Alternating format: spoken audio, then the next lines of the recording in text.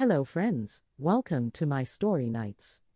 Tonight we shall be reading a collection of 3 stories from South Africa. They are The Forgotten Recipe, The Midnight Train and The Painted Pebble. Find a comfortable space to sit and enjoy listening. 1. The Forgotten Recipe.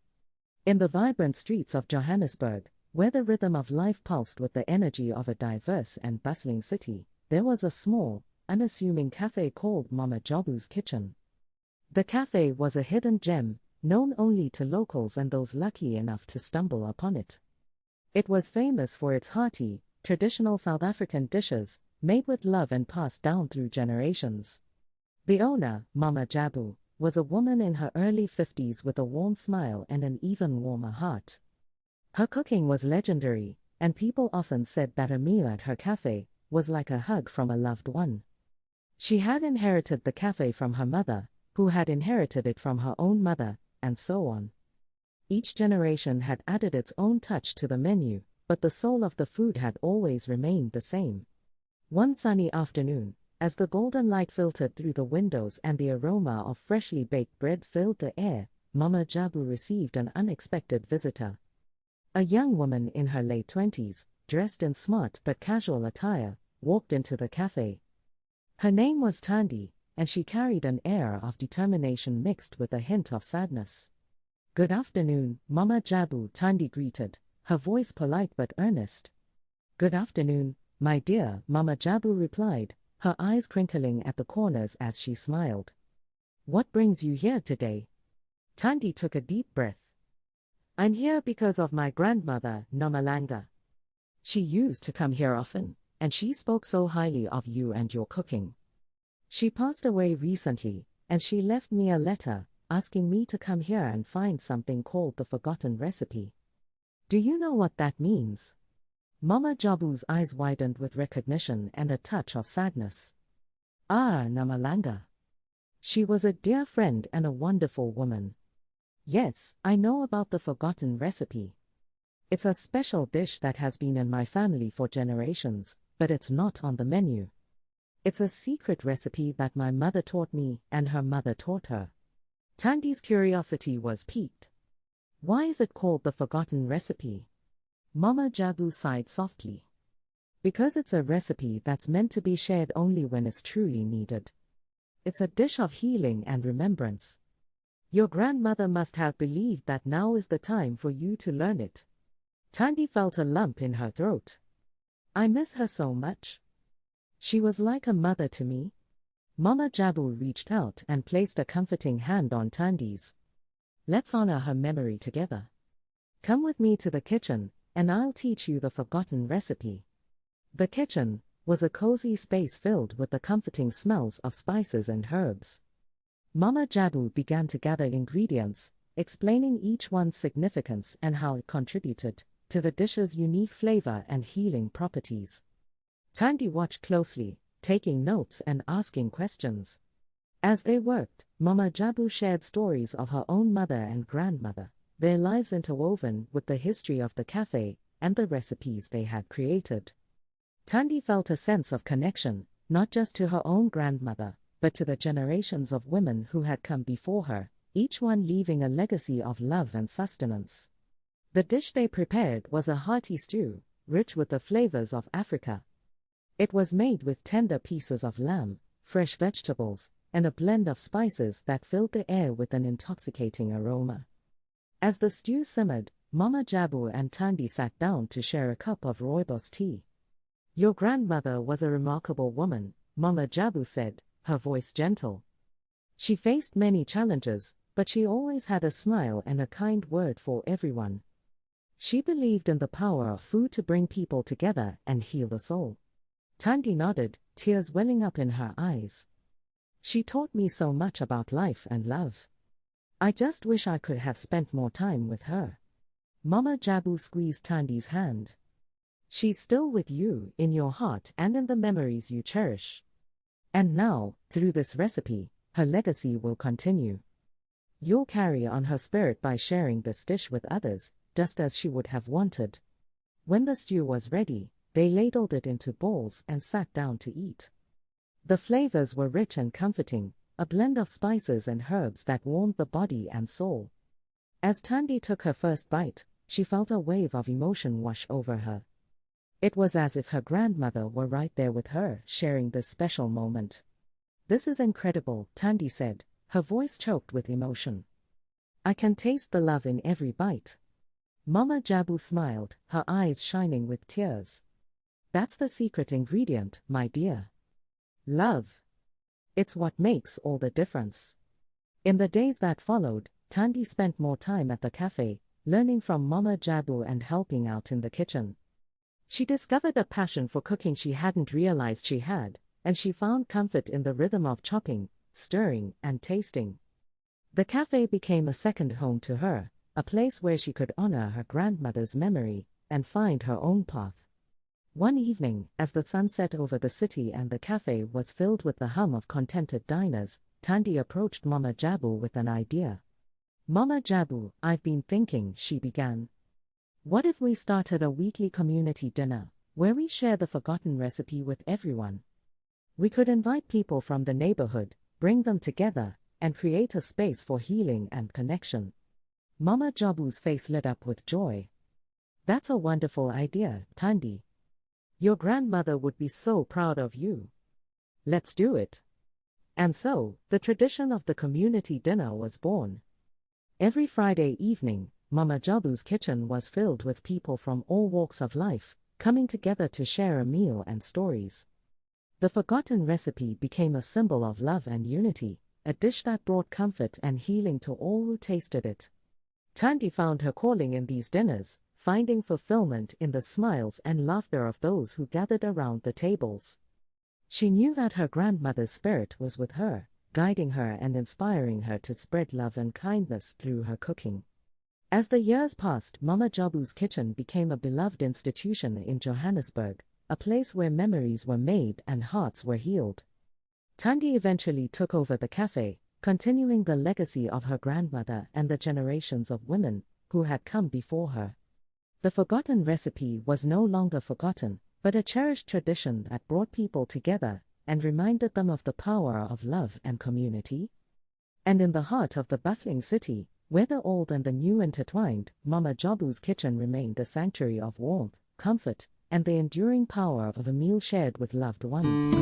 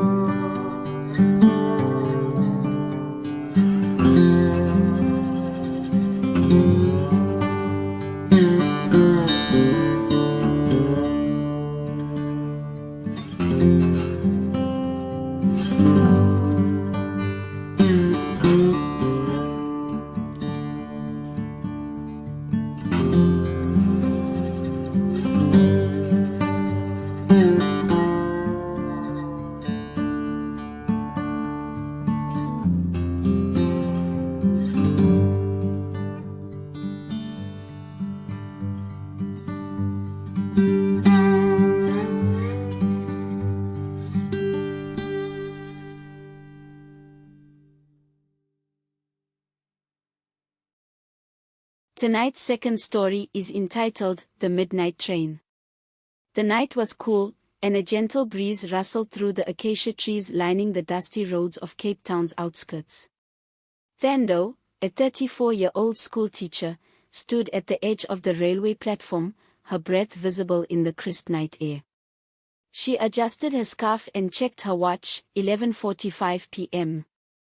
The midnight train from Johannesburg was due any minute. Thando had always loved trains.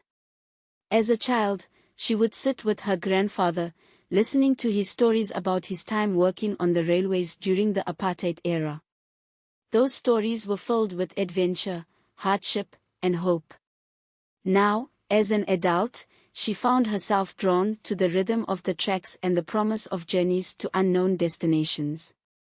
Tonight, however, was different. Tonight, she was waiting for someone she hadn't seen in years. Her brother, Saifo, was finally coming home after a decade of working abroad in the United Kingdom. They had kept in touch through letters and occasional phone calls, but the distance had created a chasm in their once close relationship. As the distant whistle of the train echoed through the night, Thando's mind drifted back to the days before Saifo had left.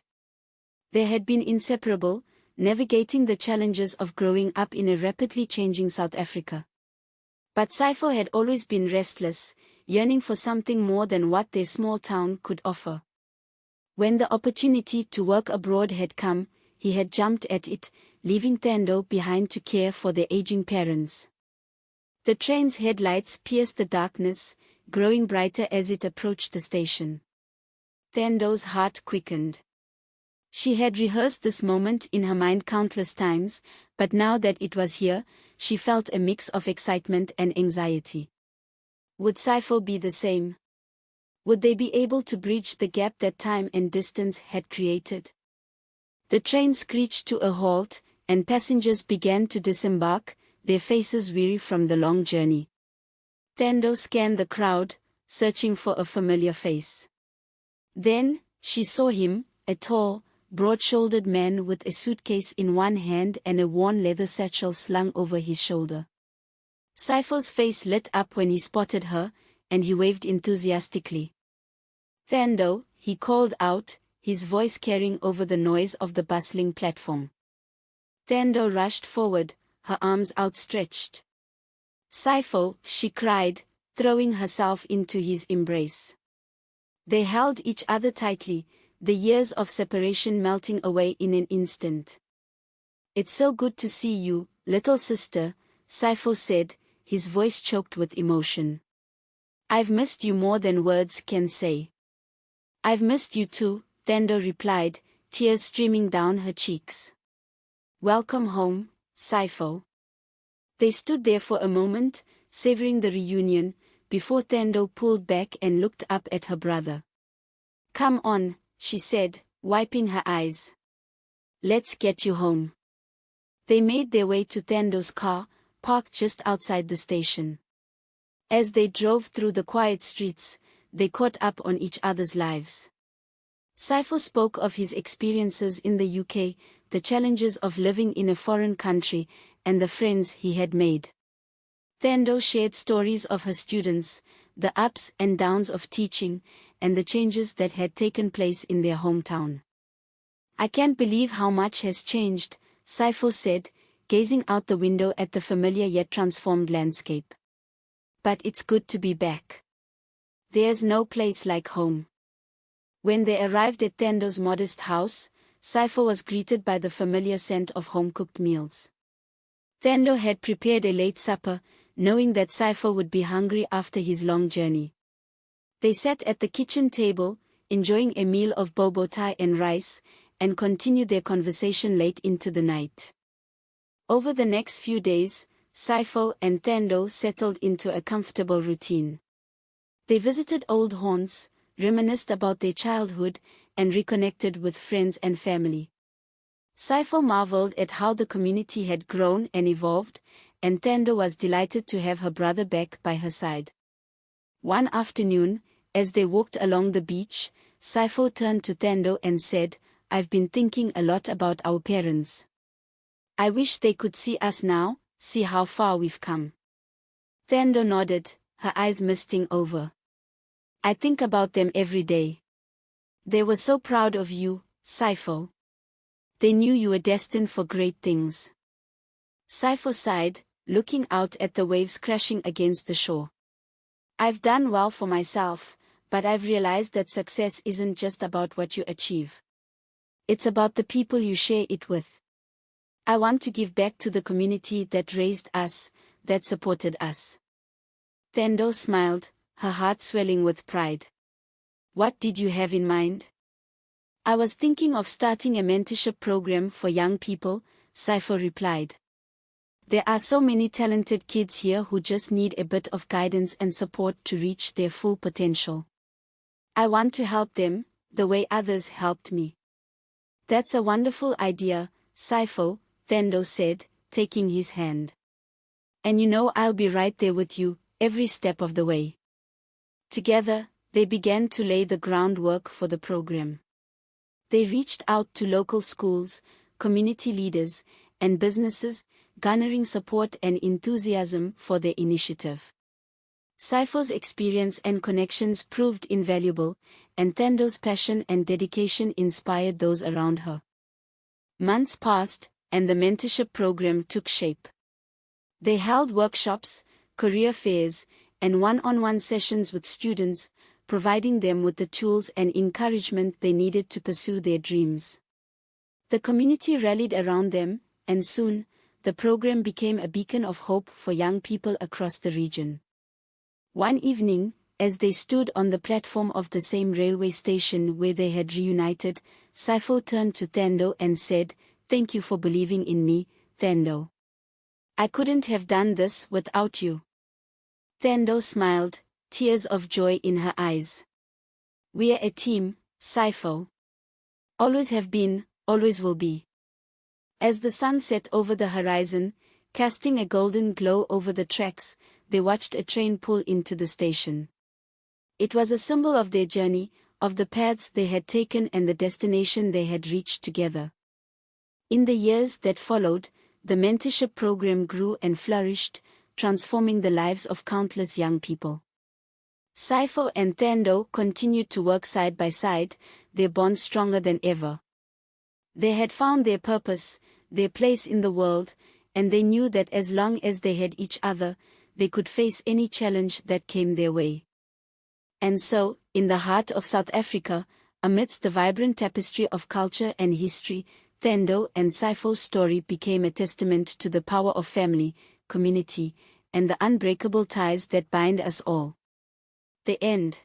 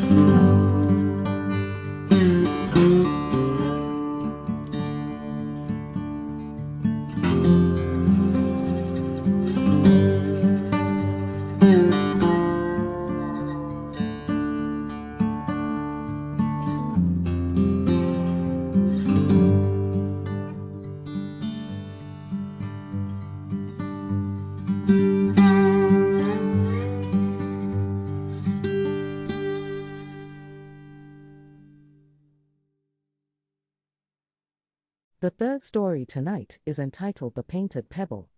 In the bustling city of Johannesburg, amidst the echoes of honking taxis and the laughter of street vendors, lay a small, forgotten park. It was a relic from a time when the city was younger and greener. Nestled between towering buildings, the park had become a sanctuary for those seeking a brief respite from the chaos of urban life. Lindiwe, a 30-year-old artist, had recently moved to Johannesburg from the coastal town of Durban. She was in search of inspiration for her next project, something that could capture the soul of the city. Every day, she would visit the park with her sketchbook and a set of paints, hoping to find a spark of creativity. One crisp morning, as the first rays of sunlight filtered through the jacaranda trees, Lindiwe noticed an elderly man sitting on a bench, staring intently at something in his hands. Curious, she walked closer and saw that he was holding a small, intricately painted pebble. The pebble was adorned with vibrant colors and detailed patterns, each swirl and line telling a story. "That's beautiful," Lindiwe said softly, not wanting to startle the man. The old man looked up, his eyes crinkling into a smile. "Thank you, dear. It was my wife's. She used to paint these pebbles and leave them in the park for people to find." Lindiwe sat down next to him, her curiosity piqued. "That's such a lovely idea. How long ago did she do this?" "She passed away 5 years ago," he replied, his voice tinged with sadness. "But even now, people sometimes find her pebbles. It's like she's still here, leaving little pieces of joy for the world." Lindiwe felt a lump form in her throat. "I'm sorry for your loss," she said. "I'm Lindiwe, by the way." "Nice to meet you, Lindiwe." "I'm Tabo," the man replied, extending his hand. They shook hands, and Lindiwe felt an instant connection to Tabo and his late wife through the pebble he held. Over the next few weeks, Lindiwe continued to visit the park, and she often found herself sitting with Tabo, listening to stories about his wife Mpho. She learned that Mpho had been an artist too, using her pebbles to spread beauty and kindness. Inspired by Mpho's story, Lindiwe decided to incorporate the idea into her own work. One evening, after a particularly long day, Lindiwe found herself back in the park, staring at a blank canvas. She closed her eyes and imagined the colors and patterns Mpho might have painted. Suddenly, she felt a surge of inspiration. She began to paint, her brush moving swiftly across the canvas. As the days passed, Lindiwe's painting grew more intricate. She combined elements of Mpho's pebble designs with her own style, creating a tapestry of colors that seemed to dance and sing. Tabo would often sit beside her, offering gentle encouragement and sharing more stories about his beloved wife. One day, as Lindiwe was adding the finishing touches to her painting, Tabo handed her a pebble. "This was the last one Mpho painted," he said. "I think she'd want you to have it." Lindiwe took the pebble, feeling its smooth surface under her fingers. "Thank you, Tabo. This means so much to me." With the final stroke, Lindiwe completed her painting. It was a masterpiece, a fusion of two souls connected by art and love. She titled it The Painted Pebble in honor of Mpho. Word of Lindiwe's painting spread quickly, and soon she was invited to exhibit her work at a prestigious gallery in Johannesburg. The opening night was a grand affair, with art enthusiasts and critics flocking to see her creation. As Lindiwe stood by her painting, greeting guests and answering questions, she saw Tabo enter the gallery. He looked around, a mixture of awe and pride on his face. When he reached Lindiwe, he took her hands in his. "You've done something truly special," Tabo said, his voice filled with emotion. "Mpho would be so proud."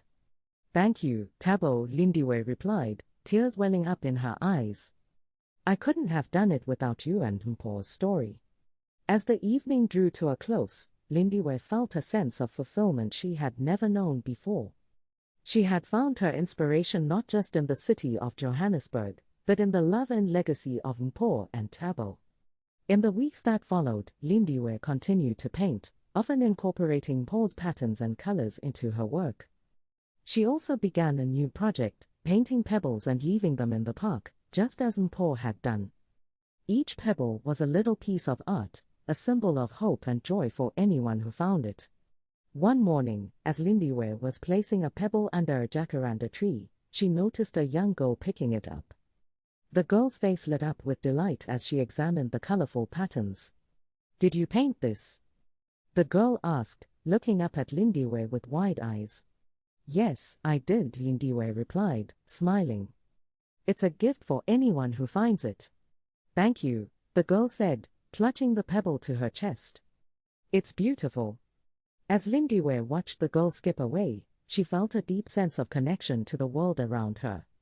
She realized that art was not just about creating something beautiful, it was about sharing a piece of oneself with others and spreading love and kindness in the process.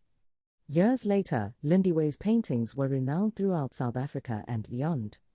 Her work continued to draw inspiration from Mpho's legacy, and the story of the painted pebbles became a beloved part of Johannesburg's cultural tapestry.